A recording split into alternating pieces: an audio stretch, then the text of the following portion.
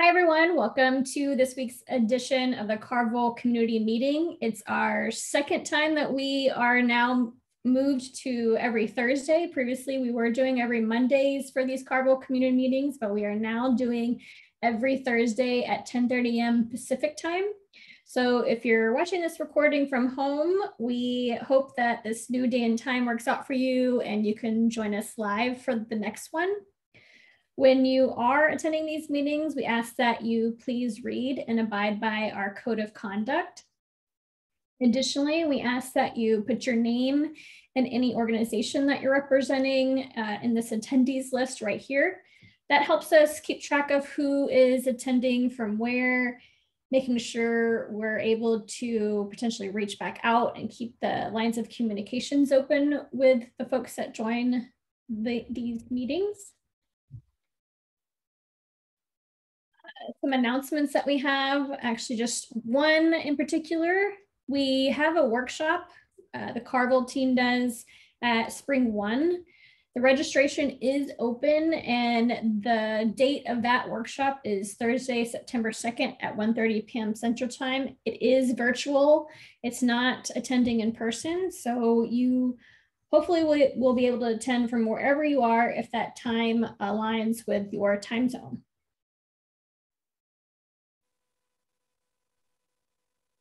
All right, onwards to status updates.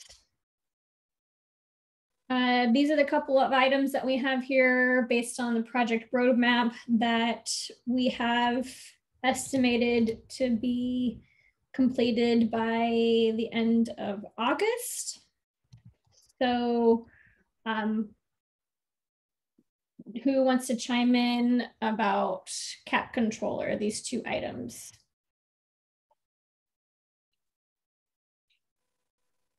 So I know for the educational material, I have a draft of a tutorial hosted on Kata, and I don't know, maybe it's appropriate. It's definitely still a draft, and I wouldn't want to spread it around too widely, but maybe I'll drop a link in the chat in a minute, so internal folks, if they have time and desire, can offer feedback.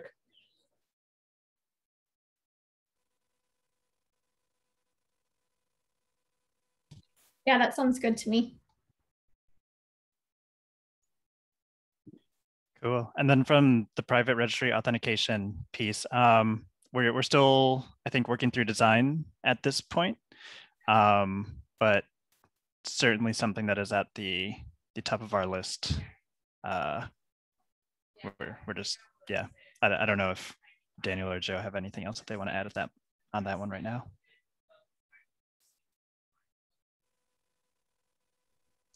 I can just very quickly chime in that, I think like part of the design is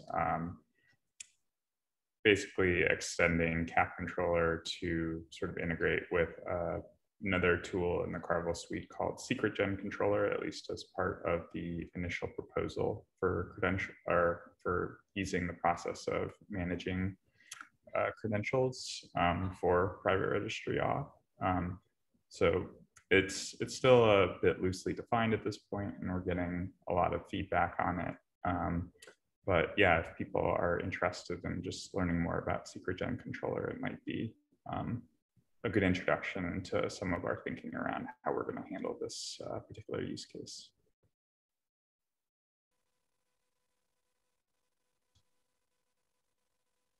Great, thank you for that. Now for the YTT export YTT schema as open API schema. Sure. So this is going to be upcoming work. I think this week we've been spending time sort of rounding out of YTT schemas. We last week released MVP version of YTT schemas, and we've been focusing on just like making sure the docs are updated and taking care of loose ends there. And open API schema work will, I think, begin shortly.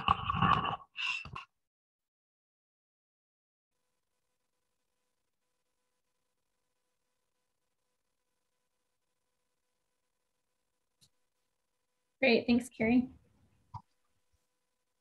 The next item was Project Health Docs. I know that a lot of us have been in the docs working on different items there. Just to give the community an update, we previously had 2 Carvel specific repos. We had one that was Carvel community, and then we had carvel.dev, which was focused on the site. But since then, we have merged everything into one, and this contains all of the site information in addition to other docs like our contributing, governance, adopters docs, whole bunch of other stuff just merged from the Carvel community repo. We are working on different process docs just to show the community how the team operates. And within that, we've created a process directory in the Carvel repo. This goes over our backlog management processes, how the team works through different items based on the different tools. If there's any bugs or features, they'll work through in this way, and it kind of goes over how things are labeled and organized. And the workflow here, that's just the image that you saw on the previous page. Aaron, do you want to go over anything further on this particular item? No, just I guess if anyone feels like information is missing from the project, the community, please open an issue to track that, and we'll try to make sure that all this stuff is as transparent and discoverable as possible. Great, thanks, Aaron. And does anyone have any questions on the backlog management?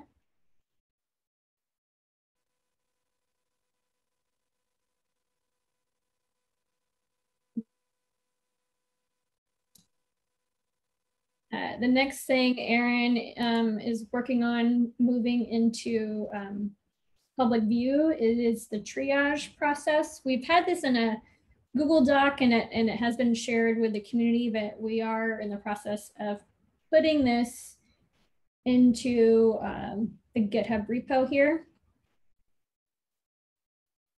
We would love for anyone from the community to still look through this. We've asked for folks to take a look at it when we had the Google Doc. But if you have any feedback regarding the issue triage process, we would love to hear from you. You can either make comments here, you can find us in the Kubernetes Slack workspace in the Carvel channel, or on Twitter at Carvel_dev. Aaron, do you have anything else you want to add to this? No, this is still on the discussions tab, or like part of the meeting. So if anyone has any questions, I'd be happy to chat about them then. Okay, that works for me. Next is I don't have the link up for this, but we're in the process of adding maintainers files to the main Carvel repo, and then all the different tools will also have their own maintainers files, so the community knows which maintainers are responsible and working on each tool, because not all of the maintainers that are under Carvel work on all the tools. We have focused processes and focused development for these maintainers, and some maintainers are also approvers and reviewers, but not all maintainers hold that responsibility. So this will hopefully clear things up and get the community more aware of how processes are and how Carvel maintainers are working on each of the tools. The next thing I wanted to bring up is anything outside of the roadmap from the backlog that the team discussed earlier this week. And if there's anything that the team wants to discuss based on stand-up items that you shared from earlier this morning.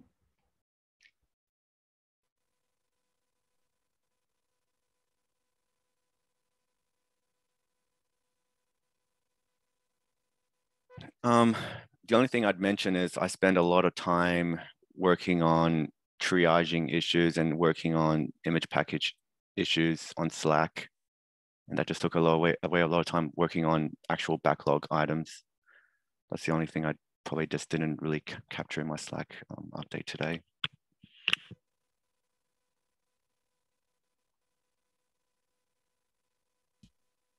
Are there any blockers or anything that has come up from any of the work that you've been doing this week?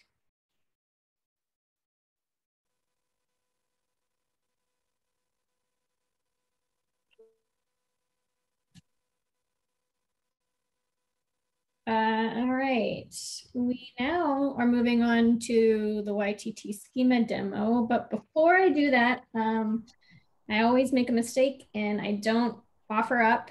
If you have anything that you do wish to discuss that's outside of this agenda right here, please add it down below in the discussion topics. So if there's anything at all, if you have any questions or anything that you want to share with the team, we would love for you to put that in this section right here for discussion topics. Okay, so YTT schema demo, I will stop sharing my screen. Nancy. Yeah, so I will be giving the YTT schema demo today. So you should be seeing the using data values overview. Good, awesome. So as Carrie mentioned, we released a major milestone when we delivered the schemas feature in YTT version 0.35.1. But it's important to share that here and describe what are schemas, what is the impact of this new feature on YTT. So schemas are a new way to declare data values. As you see in this documentation page, we have the using data values, and the first tagline of declaring data values is done with a schema file. It declares them in the same way that you would expect data values to be declared, except it has one extra piece of information. And to see that, we can see it declares it in the same way as you would expect a data values file. We can even erase this schema part. See, you can error, but then the exact same message would come up, exact same outcome. So it acts the same way, but schemas provide type information to your data values as well. So when we think about writing a schema document, what you're doing when you declare data values is you're declaring three parts: the name, the default value, and a type. Before schemas, when you would declare data values with just a data values document, you would only be declaring a name and a default value. So what is extra about this type information that makes schemas different, makes schemas cooler or better or more useful? I think it's easy to see that more in an error case. So we have this playground example, kind of looks like the one before. We have a data values file, and there's no schema here. So data values declares some keys, and then we override those keys. We override those values in a second data values file here, and you see we have 1, 2 instead of a string. But what if you wanted to enforce that key 1 and key 2 are strings, and you didn't want someone to be able to override with integer values? Well, you could make this first data values file a schema file. And then all of a sudden we're given some problem. I think I have a, there we go, character there.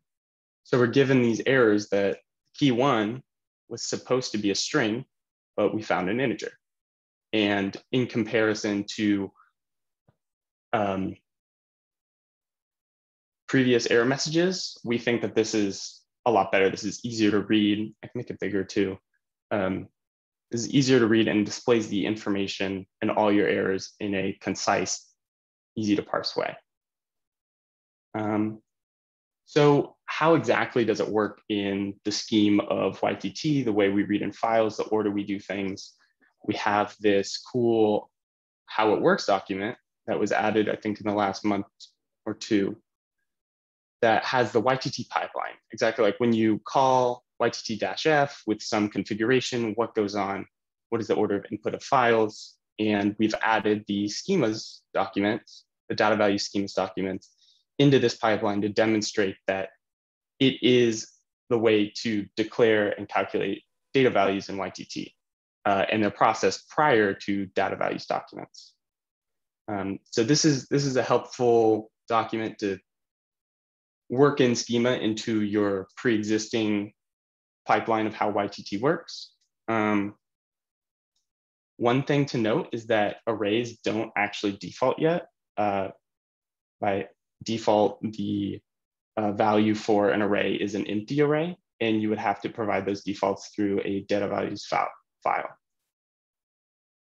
The last question to think about when thinking about this new schemas feature would be, how does it affect my current usage? As I showed before in this example, if you're just using a data values file to declare your keys, then adding the schema part really doesn't change much at all. Data values files and schema files are essentially identical when it comes to maps. But we have a full migration guide saying, okay, right now I use data values and I want to migrate my YTT library to using schemas. What's a step-by-step guide and how to do that? And the easiest way is just add the -schema to your data values file, but it becomes slightly more complex or iterative as we introduce multiple data values files, or certain private libraries that might exist that your root library or your main library could have a schema file, but your private library could not, and those would coexist together in harmony. So yeah, that's the introduction to the new schemas files. We have some additional information on annotations that you can add into these files to either relax or change the typing information and defaulting of certain keys. So are there any questions, or did I miss anything about schemas that someone else wanted to chime in on? I have questions. I don't know if it's like a first come, first serve for questions. Couple of them. Is there a way to, in the schema, to define what type of values can be constrained? Like, for example, when you say a type is an integer or a type is a string, can I limit the length of the string, or can I, for integers, can I limit the minimum and the maximum value allowed, or things like that? At our current state, you can't do that using schemas.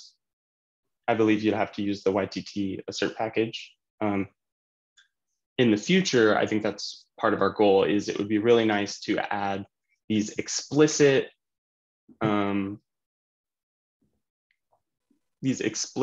sort of annotations to say like schema allowed range, and then you'd give a range for your integer. Or we could do this like schema allowed type one of, and then you can list all the different types that this value can be.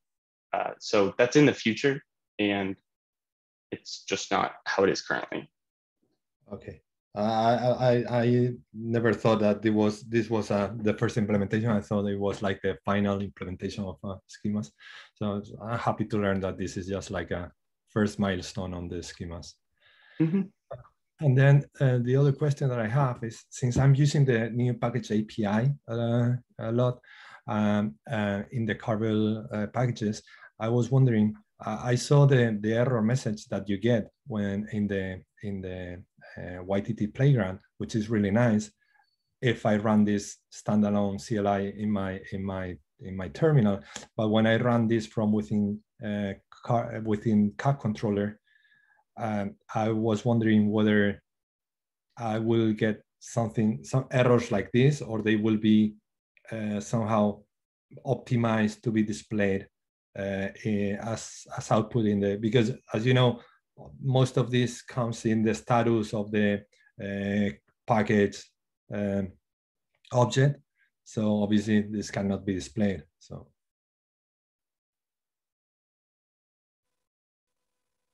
I was wondering if there is any idea of trying to make like this output more embeddable in the kapp-controller. I think it's fair that like we haven't fully explored like how it's going to look in the status currently for kapp-controller. And like one thing that we might be able to do is backfill a test for this and sort of use it as a way to like drive out what is the current implementation and what could be better with it. But my thought is that it should, you know, just we do have our way of like separating out the error from most of the other information, for instance, like in the package install that should display this kind of standalone. But yeah, I think at the very least, we should have some way of understanding how this error is going to manifest in these use cases. So it's a good call out. Thank you.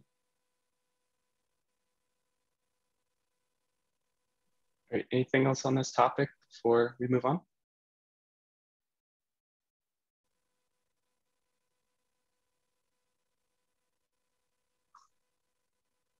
All right. Okay. All right, so now we're moving on to discussion topics. First one we have is, what is the use case driving image packages -- image flag? Is it discouraged to use? I wrote this one. So the discussion really is about, at least from my perspective, getting a bit more of a better understanding on how is it that, how are people using, how is it we think folk are using image packages -- image flag in terms of copying and pulling images around? Like what's driving the -- image flag? Like there's like a background thought that came to my mind, which is that might help the discussion, which is, what about if we just removed that flag? Like what would be the consequences? I can think of some benefits, which would be, we would maintain a lot less, but yeah, so I'll just open it up there. Like for me, it's more gathering use cases around this, if we know of any.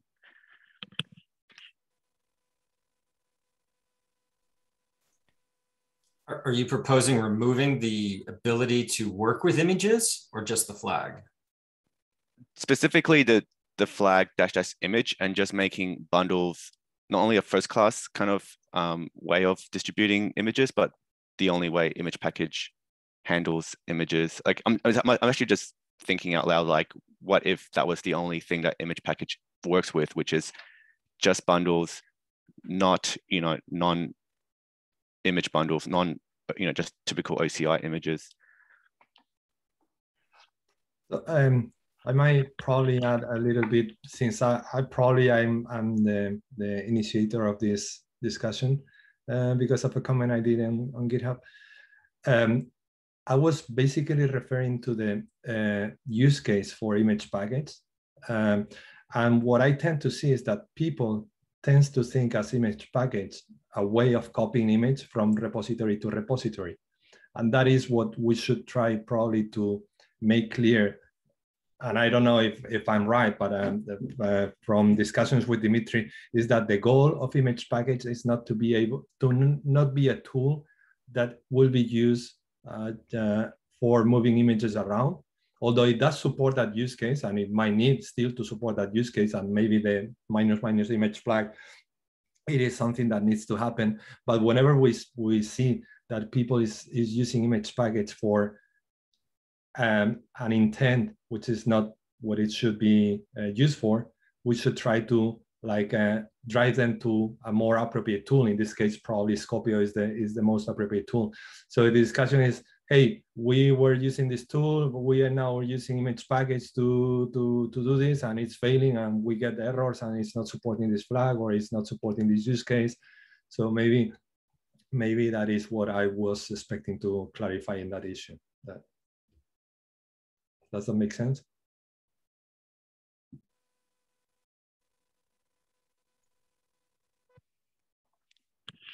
you gonna say something, Aaron? Yeah, I think like one other thing just to like provide context is like the image flags did exist prior to the bundle flag. So a bit of this is just the evolution of the tool over time. And bundles, as Jorge mentioned, are certainly more of like the primary use case and like the one that we will want to recommend. So I don't know if there have been like explicit I don't know, proposals to say like, you know, remove some of this functionality yet, but I think some of it is just still around just from the evolution of things. But this is a great discussion to have. As Dennis, you mentioned, like, yeah, maybe this is an area where we reduce scope of tool to ease maintainability. I certainly would be interested in hearing from, you know, more of the folks that maybe have strong opinions on this, folks like Dimitri or Joao. Unfortunately, Joao is going to be out for a bit, but just to hear, you know, their thoughts as well. I will toss out, you know, like Jorge mentioned, you know, that a lot of people use image package to copy things around. I've actually done that for a number of people, and just copying packages from like, what is it, like like the staging harbor instance, like over to like, you know, to like a more production harbor instance, you know, so that packages, you know, are I guess visible a little bit better. So it was a really handy feature, and yeah, it'd be sad if I had to, or if it went away. But if there's another option, then, you know, maybe we should be using that. No. So Nick, I'm not saying that copy should be discouraged, and copy probably for images is the right way to, or is something that needs to be supported. What I was mentioning, what I was raising is that if the task that you need to do is copy an OCI image, and specifically it's like, hey, I got Nginx and I need to move this Nginx to a different repository, maybe use Scopio, because that is a tool built for copying layers in an optimized way from a registry to a different registry, right? Image package is not meant to copy a lot of layers in an optimized way like it does Scopio. Image package, it does help with relocating images, but then there is additional things that happen as part of image package, right? It looks in the images file, it just recalculates the new image location. So there is these additional things that happen as part of image package that are probably not useful for the people that is just using image package to copy images around. So my point was in the discussion that if what you are trying to do as part of your continuous, because these guys, they were doing continuous integration and they were copying images, maybe you should use a tool that is purposely built for copying images around, that will help you whenever you use private registries or anonymous registry. There is a ton of flags that will help you with all the use cases that you might find, instead of trying to help or to ask image package to support all these use cases, which are not inherently part of image package per se. So one thing I might try and clarify here is like a bundle is an OCI image, but it is like an opinionated type of an OCI image. And so when we're talking about, I guess, bundles and images, I believe that's what we're referring to are the opinionated OCI images. And then when we say image, this is just the more generic OCI image that doesn't follow the bundle kind of like constraint. Yeah, just in case there's confusion. I'm going to clarify one more thing, which is when copying an image, it's not as performant or not as optimized for copying an image with multiple layers. A bundle does reference images that might have multiple layers. A bundle could reference an Nginx, and when you relocate it, not only does it copy the OCI bundle, but it also copies the Nginx that has multiple layers. And there has been effort to make it copy as efficient and optimized as possible. So it's, yeah, like I think as Aaron said, it's very much just an opinionated image that might actually reference non-opinionated images. But like, what's the UX for, you know, for people interacting with image package? Should we be allowing him to copy both types of images or just the one? And understanding the trade-offs there would be useful.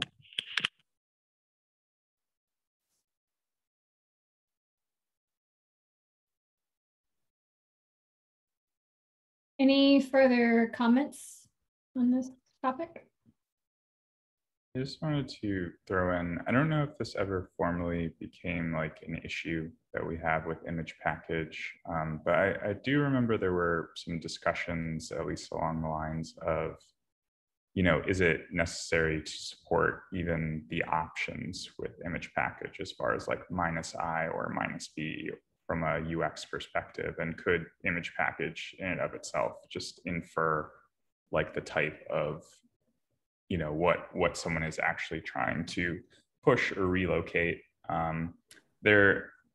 If we can like find some of those discussions too, I wonder if, you know, some of that information could be applied here as part of the greater discussion around this issue. So something I can maybe follow up on in here, but something to consider as well. Yeah, I mean, that to me that raises a question. What's the best way of managing this? Is this like a discussion under GitHub? I'm not sure where we landed on whether we still have GitHub discussions or not, or yeah, how do we continue this thread of thought? We don't have GitHub discussions anymore. So we could continue them either in an issue, or if we have a path forward, then I think, or if someone wanted to propose a path forward proposal, I feel like would be the right place to do that. Until that, I feel like the GitHub issue itself is probably the best way to track this. Makes sense.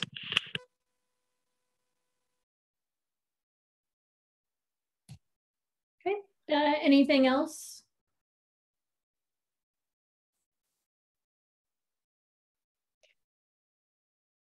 The next item we have is the issue triage. So got the PR that I shared earlier, and this is formatted Markdown. Aaron, you want to? Yeah. So I shared that this was, I think, in draft form maybe last week. So it's been moved to ready for review to encourage comments. Mainly just wanted to take a moment here to see if anyone had any questions, any things that they wanted to discuss. This is a bit more targeted towards maintainers, so I'm also happy to be a bit more brief on this topic and move to things that are more community, I guess, widespread. But yeah, does anyone have anything that they would like to discuss on here?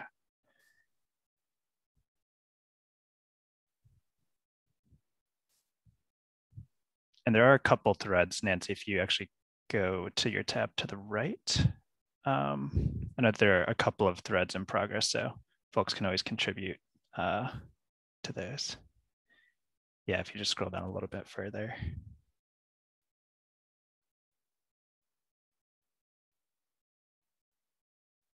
Okay, well, I'm not hearing any questions or concerns at the moment, but I just want to ask folks again, particularly maintainers, for feedback on this.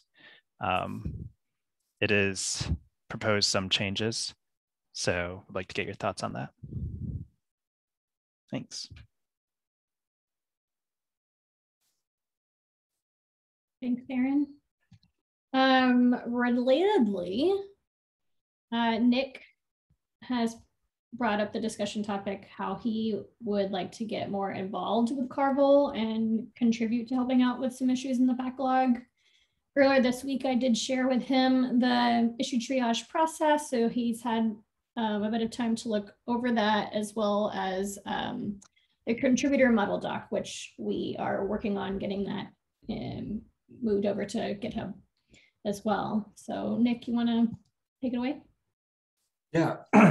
So basically, you know, getting into the whole open source world is a new thing for me. And since I joined the team that I'm on at VMware, I've been slowly trying to, you know, I guess try to contribute a little bit to some of the software packages that, you know, we've been using.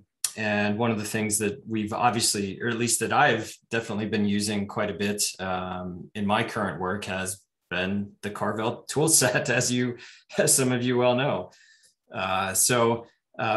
You know, outside of my official, you know, like work requirements, you know, I would like to, you know, just try and, you know, give back a little bit and get a little bit more involved, get to know how some of these tools work, you know, from a, you know, lower layer, and actually see, you know, what kind of things I might be able to contribute, you know, whether it's documentation, fixing typos, or, you know, trying to help figure out a bug, or, you know, whatever. You know, I'm certainly not planning on coming in and trying to say like, hey, I want to like re-architect things. No, I just want to like try and help out and give back a little bit. So I guess any advice on how to get started with that, or you know, of course, if I just don't want to just start dropping stuff all over the place and you guys are like, who is this guy? Like, why is he doing these things? You know, so I'm guessing, you know, maybe a first good place for me to start is just comb through some of the issues, look for maybe some good first issues, and see, you know, see if there's anything out there that I might be able to tackle, or, you know, or if any of you are like, hey, I need some help, you know, with, you know, tracking down this bug, you know, give me a shout, you know, I'll see if I can help you out. Cool. This is awesome, and we certainly welcome your contributions. Well, as you're aware, Carvel does have quite a widespread domain. So my first question would probably be like, well, where would you want to start? You know, is there a particular tool or domain that you wanted to look at? If you want to dive into docs, I think we have plenty of docs improvements that we would love to have. But I guess like my primary ask is like, you know, I guess starting from the tool that you're interested in, and trying to follow the docs that we have out there, because we are trying to make it, you know, accessible for anyone to join. And if you do have feedback on the getting started process, we would love to hear that. We know that it's not in the ideal state, and we want to make those improvements. As you mentioned, good first issues, we do try to use that label when appropriate. So that's a good one. Bugs are another thing that we label. As this doc shows, we have kind of like two primary labels that I would just draw a little bit extra attention to, which is Carvel triage and Carvel accepted. So Carvel triage is an issue that hasn't yet been triaged, or hasn't really figured out like whether we're going to prioritize it, whether it's a fit for the product or not. Whereas Carvel accepted, those are generally issues that we are like pretty satisfied with, and, you know, we would bring into the tool, and those types of issues are open for contribution. So that's just like one thing I would call attention to, just so we don't cause you to do any wasted work. But yeah, we would also be happy, you know, to make sure that these issues are, you know, well defined enough so that you could get started. We want to make them accessible so anyone could get started. So yeah, I don't know. Do you have any thoughts as to, I guess, like which tool or tools you'd be interested in diving into? Well, you know, thinking about that, it's like, what are the tools that, you know, that I use, or that I've, you know, personally used in the course of my day-to-day work, and it's actually a few of them, you know, but, you know, YTT, image package, kapp-controller, vendor, and kbuild, you know. So I'm seeing that there are sort of like 5. That's pretty much most of the tool set, but it's like, I don't know. It's like, I guess I just kind of want to get in there and, you know, see what's available, and you know, just kind of go from there. Cool. Yeah, I would maybe start then, like so as Nancy's showing right now, our ZenHub board is public, and you can filter it down by something like good first issue, or if you wanted to pick something in our prioritized backlog that's further in the future, just so there is some of that padding, that would be cool too. but yeah, I would say we're available to help, provide any context or help you get started on any of these things. We do aspire to make all these issues like, pick to be, I guess, like non-intimidating to newcomers. So if you do have feedback on that, we are certainly open to it. Okay. Can I volunteer myself specifically as the sort of the newest member of the team? So I'm honestly still in the process of onboarding, and I'm totally happy to, compare notes with you. Like all of my environment setup is very fresh. So I'm happy, honestly, I'd love to hold your hand through a few steps. And honestly, I'd be pretty interested in riding shotgun if the opportunity comes up, like as you use the tools. I'm still looking for that kind of user experience. So I think on both sides of like developing and using the tools, I'd love to have some interaction. I almost feel like I should be saying I'd like to ride shotgun with you. Either way. Yeah, I mean, but maybe that's a place like, yeah, maybe I could help you out or just pair with you on some stuff as you're trying to, figure it out. And, or yeah, the same thing in reverse. If I find an issue, I could be like, all right, hey, Joe, help me out. Cool. Sweet. So let's follow up offline, as we say. All right. Sounds good. Offline, online, offline. Awesome. Thanks, Nick, and the rest of the team. Really looking forward to your contributions and seeing where it takes you. Okay, looks like we don't have any further discussion topics. We have about 5 minutes left. Is there anything that has come up that anyone would like to bring up before we part ways?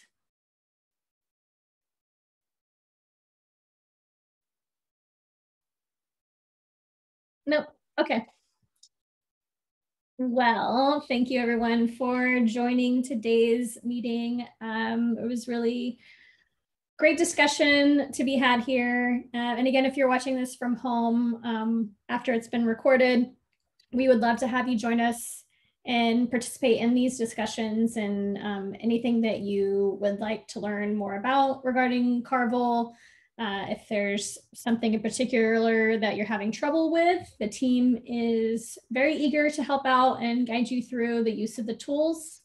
You can find us also on, again, the Kubernetes Slack workspace. If you don't have access to the Kubernetes Slack workspace, you'll just have to request an invite before you gain access. And I'll put that in the agenda as well to make sure you know where to find that. And we're also on Twitter at Carvel_dev. And with that, we hope to see you at the next meeting next Thursday at 10:30 a.m. Pacific time.